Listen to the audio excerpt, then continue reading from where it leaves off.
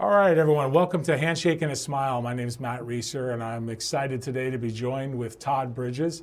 Many of you know Todd from many of his acting roles, but primarily the hit TV series Diff'rent Strokes. Yep. And today's really a treat for me because I just, as we said, talking early before, really interested in learning about your background and how you got started in the industry.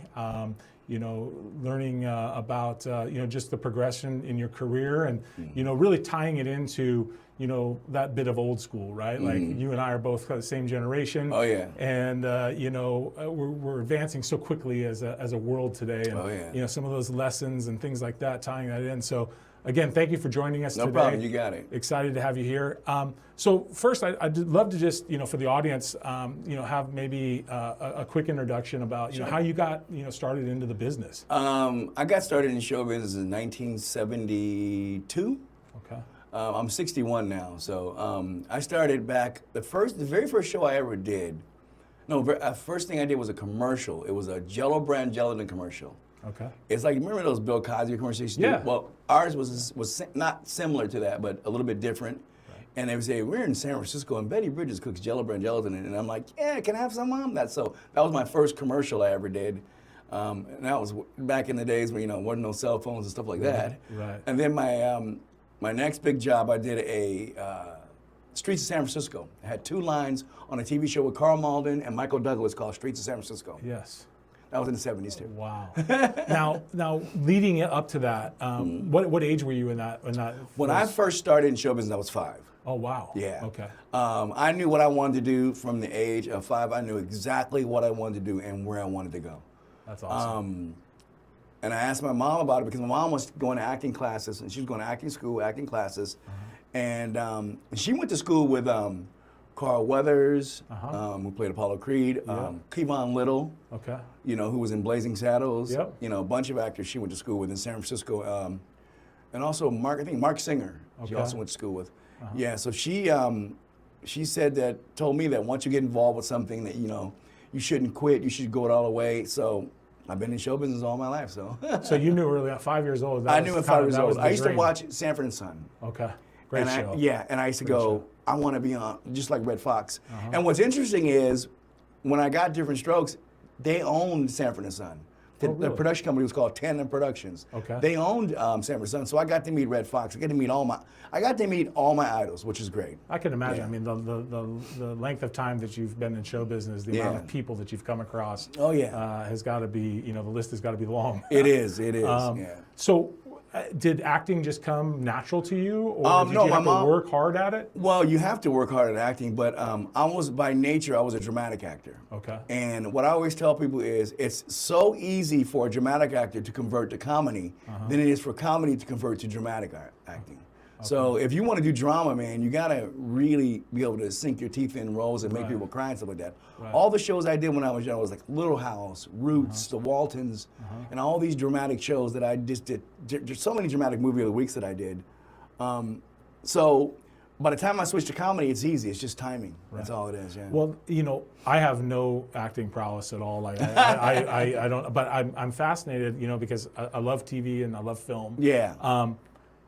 Is the hardest part, and to myself, I always think, God, the hardest part's got to be memorizing the lines. Is that, as your roles increasingly got more named? That's actually, for me, that's the easy part, because you don't need to memorize the whole, usually when I get a script, I may read through the script, but I won't read the whole script.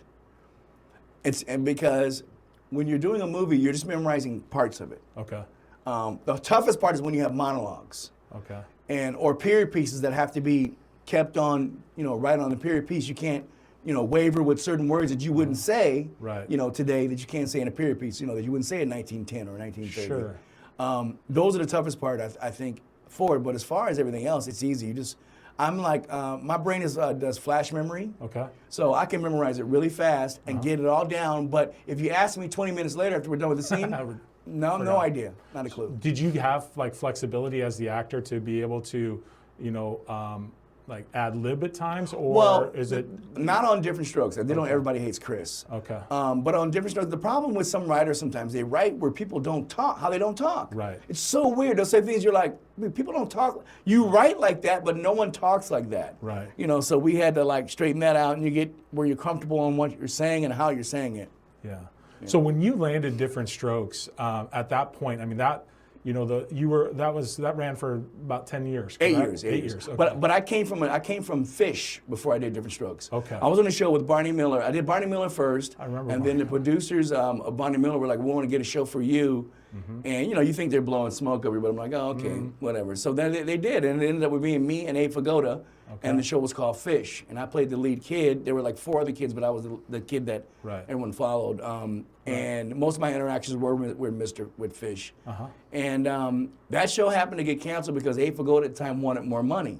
And back then, they didn't give you more money. Right. They just So canceled the show. different time, right? Yeah, totally different time because the producers basically own the show. It's not like today. You get on the network basically can own it. Right. And they can step up and say, "We'll pay it," you know? So at that time, like if a show was doing really, really well, we've seen examples like, this is another one that just jumps out of my head, but like that show Friends, they got to a point where they wouldn't do another season unless they got everybody paid at a certain level. Yeah. So they kind of created a. And they all worked together, which was smart. Right. So is back then you were kind of at the mercy of the show owners, or? No, you were at the mercy. Well, you're not the show owners. You were just at the mercy of what they felt like you were deserving to be paid. Okay. Put it that way. Were agents a big influence at that time? Yeah, but no, not like they are now. Right. They didn't have the power like they do now. Right. Today, man, they're like, you know, very powerful. Agents can be very powerful. I mean, in fact, I think Sagnam had to step in because they were controlling the picture by having, you know, the producer, having the director, having the actors, so they controlled, and they had to stop that. Right. They're not allowed to do that anymore. Right. But I think today, too, though, with social media and all that, you can become so much bigger from social media. Oh, yeah. See, so that's how you can control everything. Could you imagine? I mean, let's If talk we had about social media, That's what I'm saying. my gosh. Somebody at your level at that time, Yeah. with the power of social media. Oh my gosh, dude. What's different? You think? I would have made probably $500 million. So easy. Yeah. Because it'd be it's like the control. You know, you got Right. 20 million people following you, 30 million people following you, and then, you know, you can market everything, market Right. anything you want, make your own products and market it. Well, that's the thing is that, you know, you think about like where the money really lies. Once that followership is in place, Yeah. it's not the athletes of the world. Yes, they make big money and for the teams they play for. Yeah. But you look at the endorsements. You That's look at right. all of the things that they represent. That's where it comes Same from. thing. That's where it Yeah. comes from. So Yeah. I can imagine that It's like, did you see the Michael Jordan movie? yes. Now think about that. If his mother hadn't got that from Nike, he would not be worth what he's worth now. No, 100%. But she was like, no, we ain't signed it. And look, what did it pay out for Nike? Of course it did. Right. But it also paid out for Michael Jordan. Oh, for sure. That's And we weren't given that kind of control back then. Right. But we are now. Right. Yeah, no, it's interesting that you bring that example up. I actually love that movie and the forward thinking. Yes, right? that's right. To know, I mean, she was way ahead of her time Oh, in yeah. terms of, you know, knowing her son's value. Oh, yeah. You know, it's an incredible story. And the good part about it, he listened to his mom. He did, yeah. You know, exactly. that's the good part about it. Exactly. So as you're, you know, in, you know, Diff'rent Strokes is taking, you know, flight, very popular show.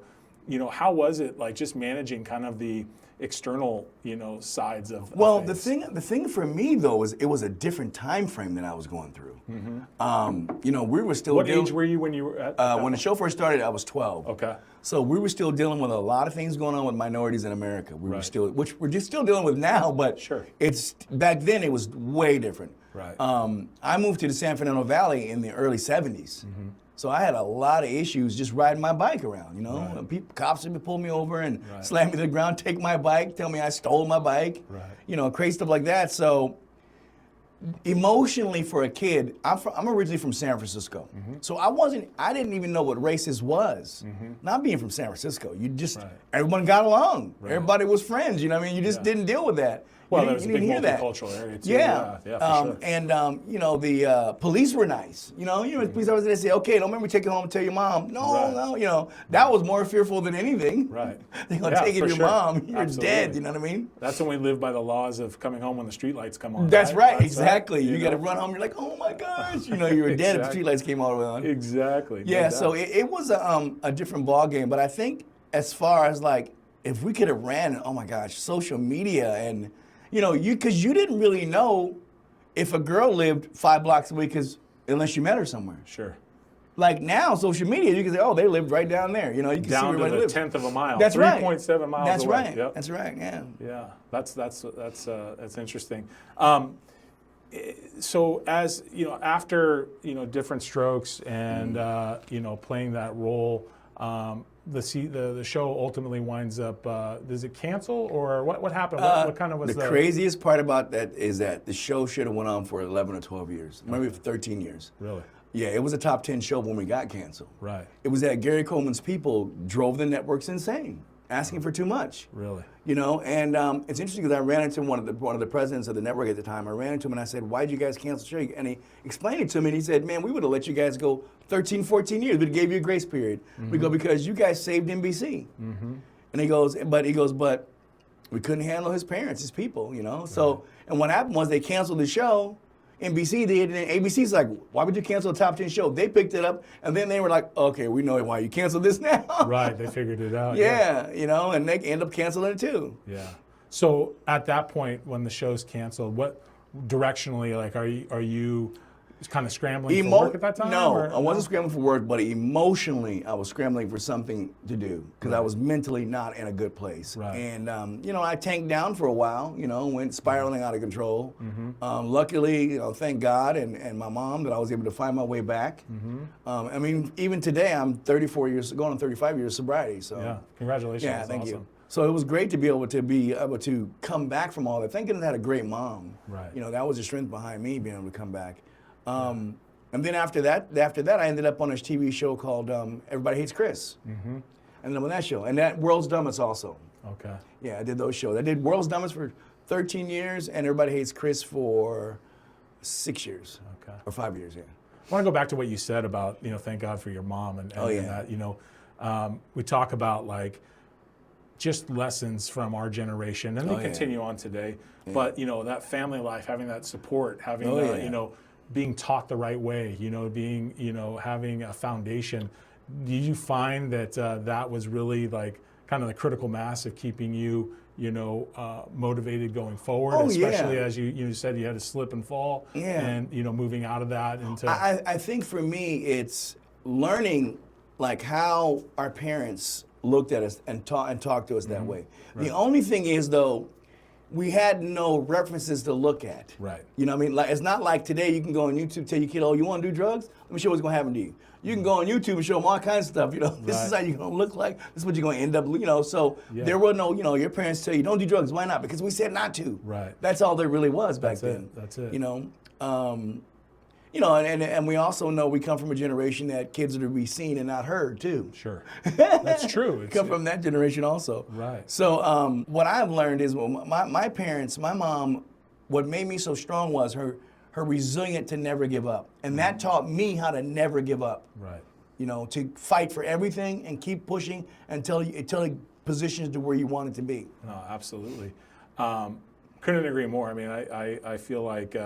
Obviously, the lessons from that time, continue to carry over. But, as I guess the biggest question that I have, with the theme of the show, Handshake and a Smile, what would you say is, your, most important handshake? And there could be a couple, professional, personal. There's a bunch of them, I would say. Okay.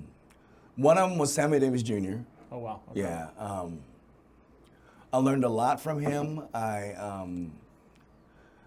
I was able to see so much, and the conversations that we had really showed me where the world was and where we were at.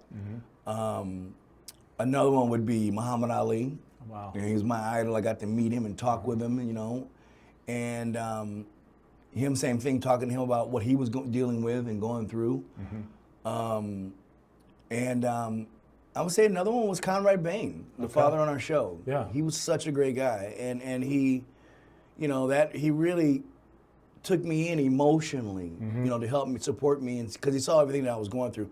Because it was interesting, while I was going through everything with the police officers in the Valley, no one believed me. They thought it was me. But then, you know, slowly but surely, it started coming out. You could see it, you know, okay, it wasn't him, it was them, you know, so. And I think for any kid that has to deal with, my father was an alcoholic and emotionally abusive to me and my mom, and so dealing with that and then having to deal with them and then having to deal with the show and then trying to deal with the pressures of fame. A lot of people go, well, it's because the show got canceled. That's why you started using drugs. No, that's not what happened. Right. It's because emotionally I wasn't there because of everything I was dealing with, and my mom was 100% right when she said, you know, when I was 18, she goes, you should go to a therapist. But, you know, we thought going to therapist in the 80s means you was cuckoo. Right, I'm like, exactly. You man telling your friend, Rico, I'm going to my therapist. People be like.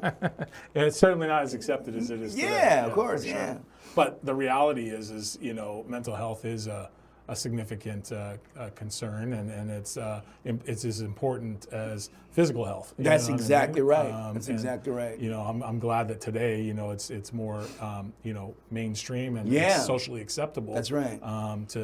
Because I can imagine that at that time, you know, that maybe that's the difference, right? That's right. In taking certain paths versus versus others. Oh right? yeah, because if I could have got out and been able to talk about what I was dealing with and what I was going through, I think it would have helped a lot. But you know, you were afraid to confide. I mean, I can confide in my brother, I confide like that in my mom's not gonna understand, my brother would understand. But, you know, to be able to confide in somebody who's a professional and they can tell you how to help dissipate it and deal with it would have been so much better. Oh, for sure. You know, instead of being afraid that you may talk to somebody, they're gonna put it on, you know, they're gonna put it out to the media or something, you know? Absolutely. Yeah, no, you had to be protective of who knew what. I'm Yeah, because the professional, she can't say nothing. Like if it's not involving murder or anything like that, they can't write a book or do anything. They can be sued, so. Right. Go back to those handshakes you talked about, Sammy Davis and Muhammad Ali and Conrad. In that time, as you're, you know, obviously, you know, A-list fame at that time, you know, it fascinates me, like, you know, how do you get these introductions? Like, what is it? Different shows? Is it different events? No, how I met with Sammy was I was doing a thing called the Hollywood Teen Tour. It was me, Scott Bale, I think it was Lou Ferrigno and a few other people.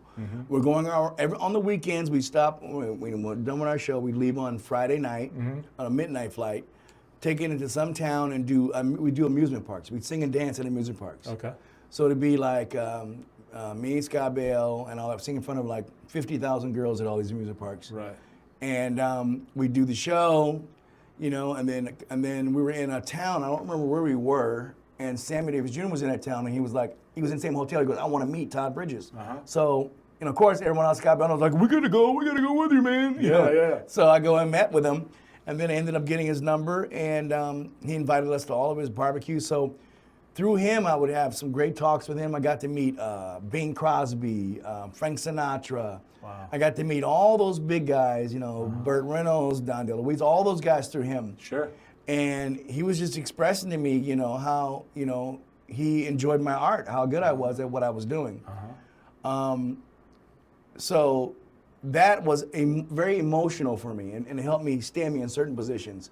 Probably a major point of validation, yes, too. yeah. Right. Muhammad Ali now, that was seeing the world for what it really was. You know, because I was. What was he like? I mean, he was one of the nicest people you ever want to meet. Really? Yeah, it was so nice. And I talked to him about what I was going through, and he was, you know, explaining to me, you know, about what was going on and how it was. And he was just such a sweet and nice guy.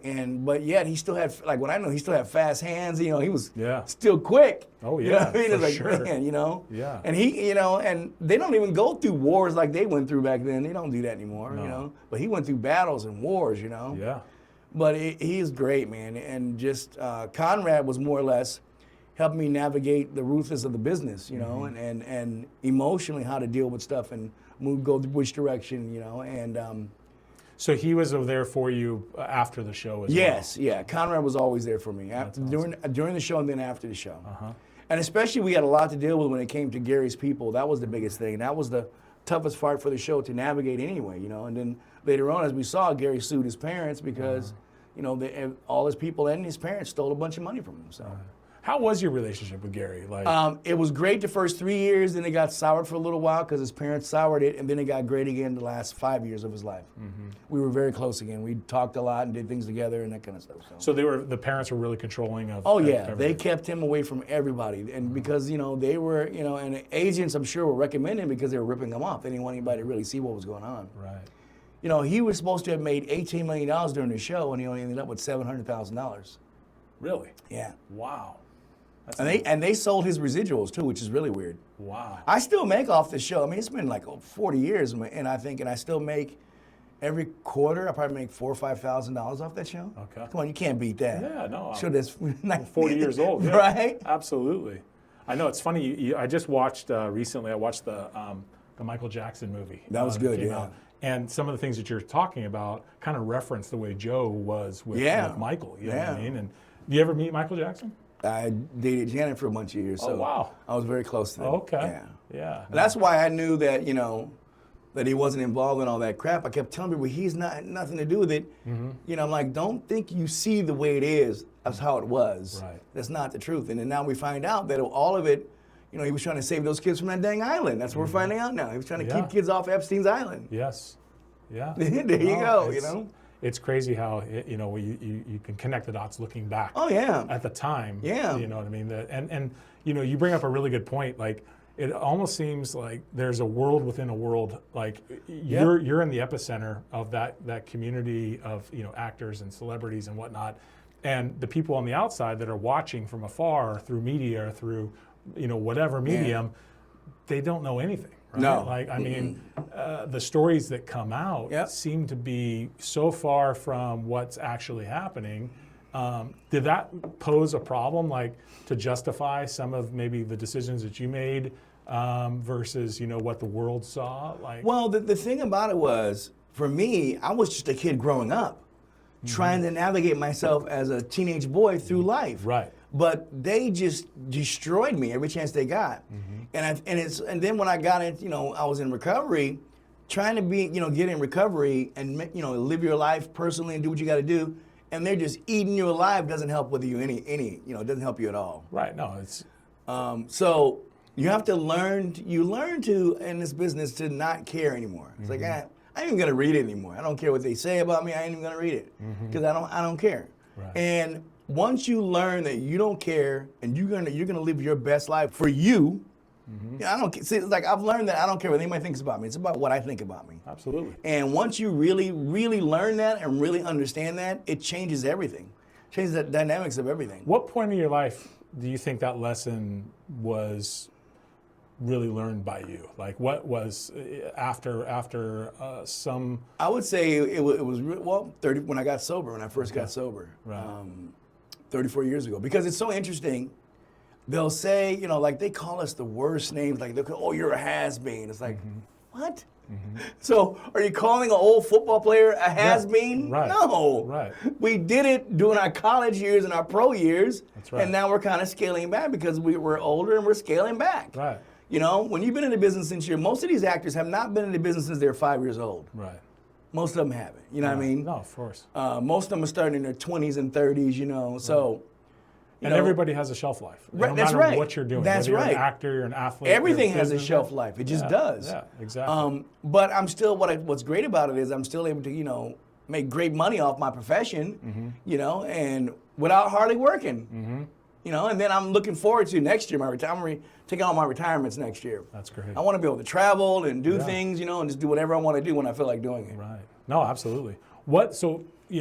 Today, as we sit here today, like what's kind of your area of focus, or I am a streamer and a gamer. Okay. I stream gaming. Okay. On Twitch, on YouTube. Okay. I was on X. I get back on. What's the game of choice? Facebook. I play. I play so many games. Yeah. We're mutts when it comes to games, but right now we're playing Battlefield 6, the new Battlefield 6. Okay. Playing Fortnite. We play Fortnite. We play Marvel Rivals, and 2 more games we play. We are just like.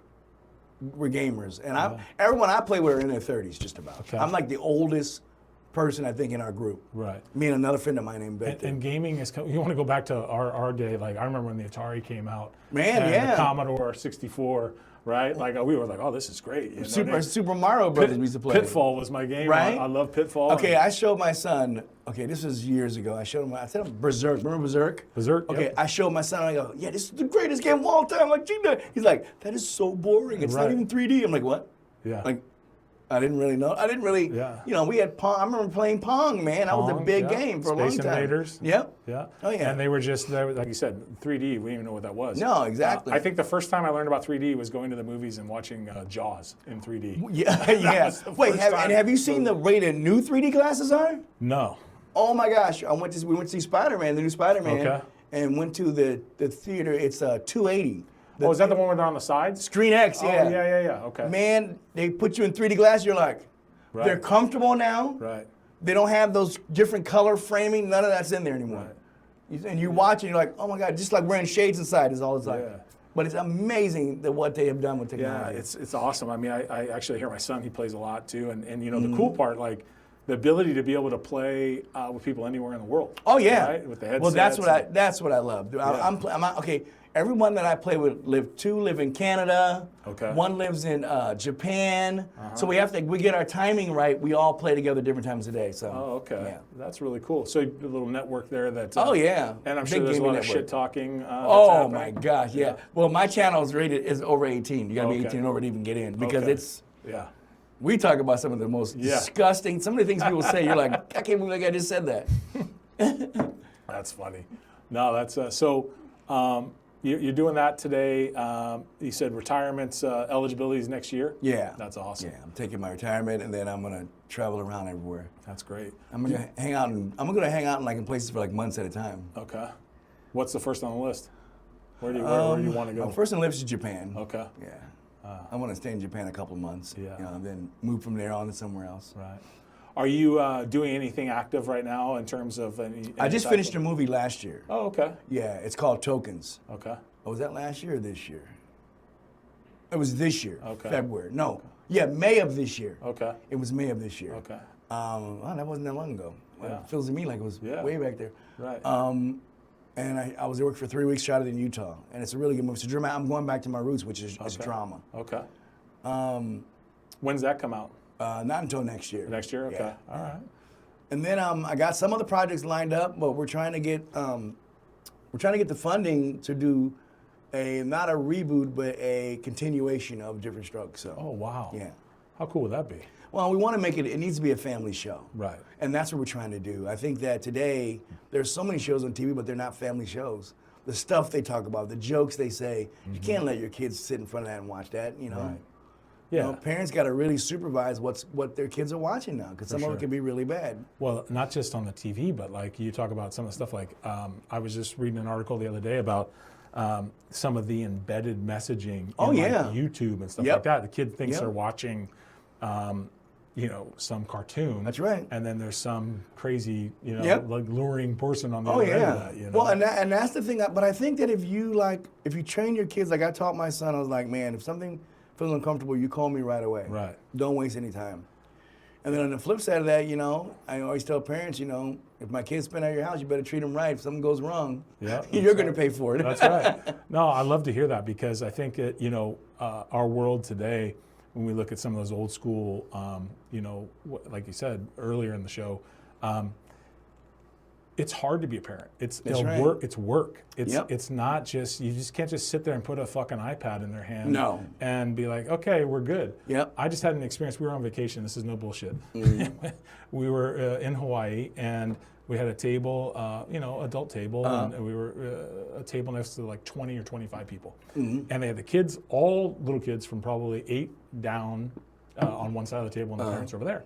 Every one of them with an iPad, every one of them off the chain, like going nuts. And, we have kids. We it's not about, we don't want kids around. Yeah. It's how they, like you can see the progression of people not doing the work, right? Like, if my kid was doing that, I would have grabbed him by the collar and been like, sit your ass down. Oh, let me tell you, what would have got killed? Yeah, my kid knew better too. Yeah, exactly. So the kids today, not all, but many, don't know that line.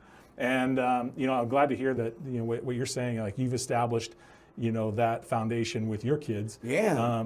Leads me to my next question. Are you, what do you think are some of the biggest lessons from your early life and becoming a father that you were able to pass on to the kids? I think for me, it's giving full explanations of things when I tell my kids not to do something. Right. Give them even though that they're going to have to follow what I tell them when they were young, Sure. but I give them the explanation of why. Right. I don't stop at just do because I said so. No, right. this is the reason why. And I take them through the steps and explain what's happening so that they, okay, I get it now. Yeah. So they understand it. Sure. And I had 2 great kids. My kids are older now. My daughter is 30 and my son is 28. Okay. And Any grandkids yet? no. Not yet, huh? No, they're like me. I didn't have kids till I was 30. Okay. So Yeah. I waited a while. Yeah. And as wild as I was, I'm glad I didn't have Instagram. Sure. Or Yeah. Facebook. I probably have kids all over the world. Right. Thank goodness. Right. Yeah, absolutely. No, but that's good that again, I think that every family that's able to, instill some of those values from that nature is. And one of the things I try to distill in people, tell people, stop taking everything so serious. Chill out, laugh, have a good time. I realize the more that I enjoy myself and laugh and giggle, the less stressed I am. Sure. You have to be content also, and also I do follow the path of Christ and God, but also I know that I have to be content right where I'm at. If I'm not hungry or I'm not thirsty and I'm content right here, I got enough right now. Right. You know what I mean? Of course, everybody wants more, but I don't need that to be happy. I'm happy already right here. Right. And I think that's one of the biggest problems that we have in life. People, they want to look at the Joneses and think that, their life is perfect because they have all that money. Doesn't mean their life is perfect. Their life probably worse. Right. We only see the outside. We're not looking on the inside. Well, that's if we were to sum up the whole message of this, this interview is you take things like Instagram, That's it's right. the perfect picture, it's the perfect filter, it's the this. It's all bullshit. Of course it right? is. Like that's what they want you to see, but what's behind that Yep. is far worse, more. Oh yeah, you see, because I'm single now. You see a girl and you're like, oh my gosh, she's gorgeous. And then you see her in real life, you're like, Right. What happened? yeah, the picture got you because Right. it did, and that's the case. Right. I think that we have to be in acceptance of each other. That's why most of the girls that I hang out with now too, I've been knowing for the last 40 years. We're Right. great with each other because then we have a good time. Nobody wants to be serious. We're having a good time hanging out, Right. doing stuff together. Sure. But it makes our life easier because I know I can trust them 150%. I can trust them. Right. And that's probably the most important thing. It is. especially, It is. you It know, is. for any relationship. Yeah. Yeah. Oh yeah. No. But I think that we sit around today and we watch people just so unhappy with their lives. And it's and not willing to sacrifice to make it better. They want it just to change. It's not going to. You have to make changes in your life and make things better. You have to sacrifice. Sure. That's just how it's going to be. Right. That's funny.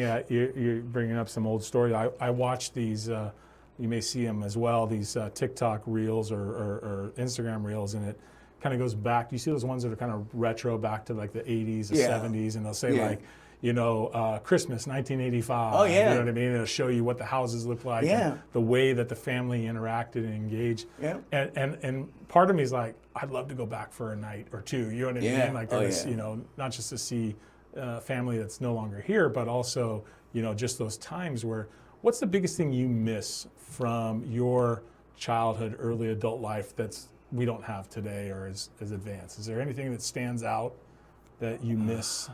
And it could be, a place to go. I'm trying. Or No, I don't. No? No, because I live on the property that I live on. That I own with me and my sister and brother. We all live on the property. My sister lives there. Okay. My brother lives there. My nieces, my nephew, my son, Okay. my daughter. We all live on the same property. So, you can isolate, or you don't have to isolate. Sure. I go visiting everybody. Like I go sit at my brother's house, watch some TV a little bit, get up, go see my daughter for a little while, go see my son, like that. So, Right. but I think that a lot of people are missing the family unity. That's what they're missing in today's society. Family, you need to have strong bonds with your family. You know, it's like if you're out there, you know, the message would be if you're out there and you're fighting with your family, make up, move forward, stop being petty. Right. You know, stay close to your family because in the end, that's all you got. That's it's absolutely. just your family. No, 100% agree. Yeah. Like I hear people say, I haven't talked to my brother in 40 years. You're like, what? Right. What, over a stupid argument? You're not talking? That doesn't make any sense. Yeah. No, you're right. Those family ties are what, you know, are absolutely the most important. Oh yeah, because we lost. I don't know if your parents still alive? Yes. Yeah. See, I don't know. How old are you? I'm 50. Yeah. See, my parents still alive when I was 52. Yeah. My mom told me when I get into my 60s, that's when you start losing a lot of your relatives. Which, you know, we have one aunt left and two aunts left, and that's it. And my mom passed away. My dad passed away in 98, 96. My mom passed away 2 years ago. Okay. And it's rough, man. When you lose them, it's rough, dude. And it's like you realize now, me, my sister, and my brother, we have to be close to each other. You know, we got to make even, you know, and our kids, you know, understand how important family unity is, so they're close with their siblings also. Do you feel like there was a extra bond once, you know, your mom passed and it was just you guys left? Oh yeah, well no, we were already close as it is. Me and my okay. brother played on the same baseball team. We did a bunch of stuff together. He took me everywhere when I was a kid, when I was little, and I did everything I could do for him and my sister too. We're all very close. Right. You know, me and my brother share a lot of the same interests, watching football and baseball. Of course, his team's the Sorry Raiders, so you know. Yeah. But he has something to lord over me, which is his team beat my team in the Super Bowl. That's The right. Raiders, The Raiders, yeah. But I'm like, but it will never happen again. He goes, well, how do you know? I go, because your team got to get to the Super Bowl Gotta first. get there first. That's right. That's right. Yeah, well, they got the #1 draft pick this year, so we'll see where that goes. Definitely. That's awesome. You know, our audience is very diverse in terms of, you know, younger generation, older generation, Gen X. I'd love to, you know, just, you know, have you share maybe, you know, a couple points of wisdom that, you know, some of our, you know, younger audience can learn from, right? Like from your experience going through what you went through, you know, maybe a couple of key points that, you know, if they listen to this podcast, you know, what could help them today moving forward. We talked about the strength of family. We talked about, you know, not being petty and letting things go. But from your experience, if you were, you know, think of giving advice to your 20-year-old self. Yeah. Oh my gosh. I would say, always tell my 20-year-old self is what I would tell today is definitely stop allowing your own self to get in the way of your happiness and your success. A lot of times we do things to get in our own way. We're allowing the shame game to destroy who we are inside, you know what I mean? And we can't proceed. We are so worried about what people think about us, you know, what they say about us. And it wasn't until I stopped being worried about what someone said about me or thought about me, I don't care anymore. It's like whenever you want to say that, that's on you. You have to know who you are inside. But you also have to be a hard worker and never quit. If you're trying to be successful in something, keep going. If it doesn't work out, go different directions till you finally, if you've exhausted all channels, maybe you're not good at it. Right, That's also gonna be the next thing. Sure. You have to look at that realistically also. Sure. A lot of people don't, you know, they don't look, you know, like kids, you know, kids, you see their kids playing sports and they're like, oh, my baby is so good. You're like, no, your baby is not good. It's funny you mentioned that. I mean, today's world, you know, we're reward participation trophy. Participation. Exactly. Come on. Mediocrity. Yeah. And, you know, life isn't going to be about that. When you were competing for these roles, it was somebody's going to win. One person's going to win. That's right. You won the opportunity, and that's because you were, you know, probably a combination of prepared and had the well, skill and that's sets. one of the things I tell people is that, and in show business, it takes about 15 years before you become famous. It just does. Some of these actors have been out here working for years. They're journeymen. You've seen them, but you don't know their face really. You don't know their name, and all of a sudden something blows them up. Then you know who they are. Tom Holland's been around a long time. Yeah. He just wasn't as big, you know, until Spider-Man really blew him up. But Tom Holland you look back at, he's done so many early movies. I think the one I saw too, which shocked me, was Christian Bale. Okay. You know, who played Batman and all that. Yep. Did you ever see Empire of the Sun, the movie? Yeah. Yeah. He's the kid. Really? That's Christian Bale. That kid is Christian Bale. Wow. And I was like watching them. I'm like, is that Christian Bale? I'm like, oh my gosh, it is. I think George Clooney kind of had that type of a start too, Yeah, didn't he? Like, yeah. He was on Facts of Life, I think, Facts of too. Life. Yeah. He was like the maintenance guy, right? Yeah, Or something like but that. he didn't start as a kid. Everyone like those people started as kids.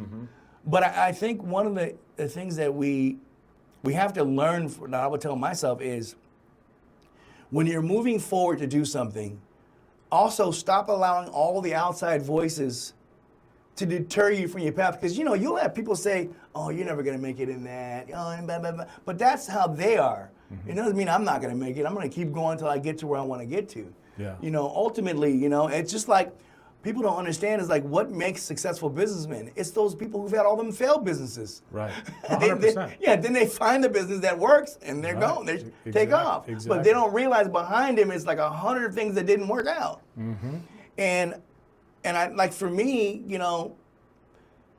like, do I want to go on and become this huge, work? I don't think I'm willing to work that hard right now. Yeah. Not at my age I'm at now. Right. I like being able to watch TV every day. I like being able to play video games every day. I like being able to pick and choose when I feel like working. Right.